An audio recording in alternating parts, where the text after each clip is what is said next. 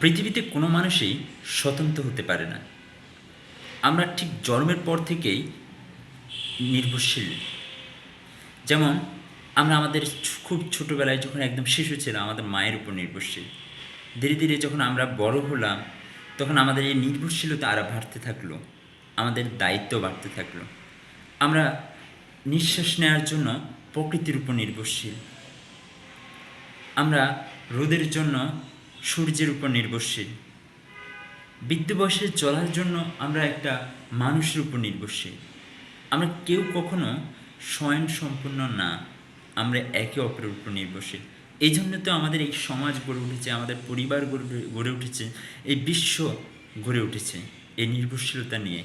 এটা হলো এক ধরনের সার্কেল। এর মাধ্যমে আমাদের এই বিশ্বজগৎ, বিশ্ব ব্রহ্মাণ্ড সৃষ্টি, একে অপরের প্রতি ভালোবাসা, সহমর্মিতা, সৌন্দর্যবোধ বৃদ্ধি।